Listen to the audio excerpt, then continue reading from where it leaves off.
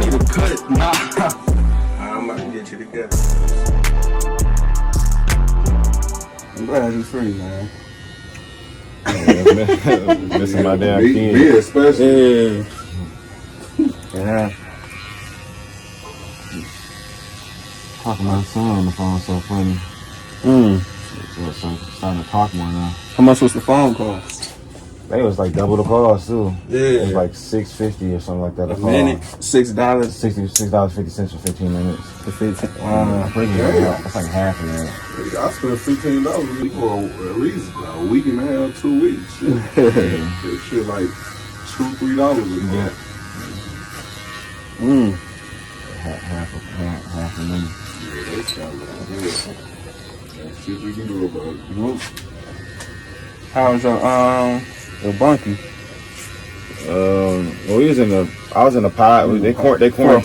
They quarantined first. So like the first 2 days I set up in like the intake, like the front, and then after that we went to call it the work release pod, which is still like part of the quarantine. It's probably like 10 to like 14 of us in there all together. Yeah.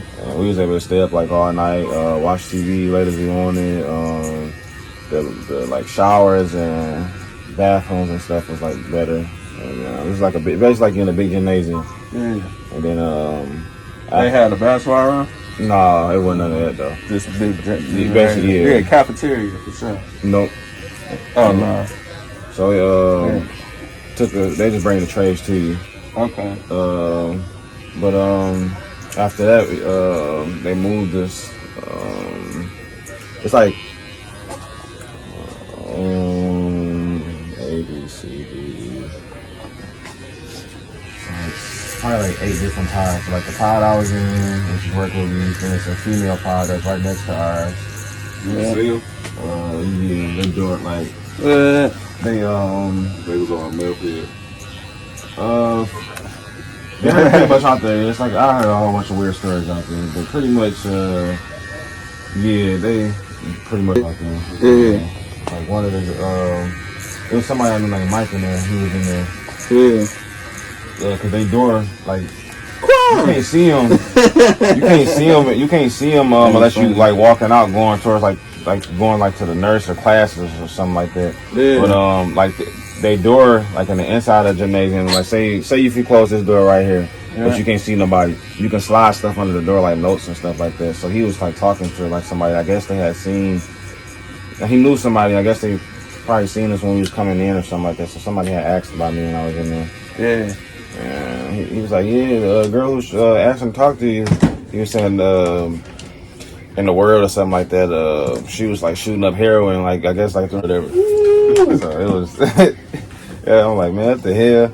But you got that pod, and then there's like A pod, there's like the trustee pod, and there's like B pod, and then C pod is like the biggest pod that holds the most people.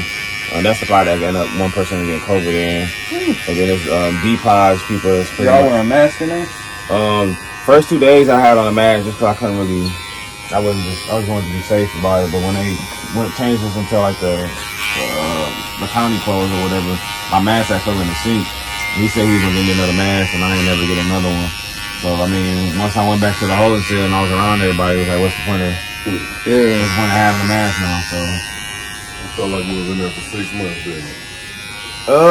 Yeah, no, it was just more so like it felt like a waste of time. But then as the days went on, I realized that it wasn't a waste of time. It was just for me to get myself like you made the best that you could make out of it. Yeah, just to recalibrate myself or whatever.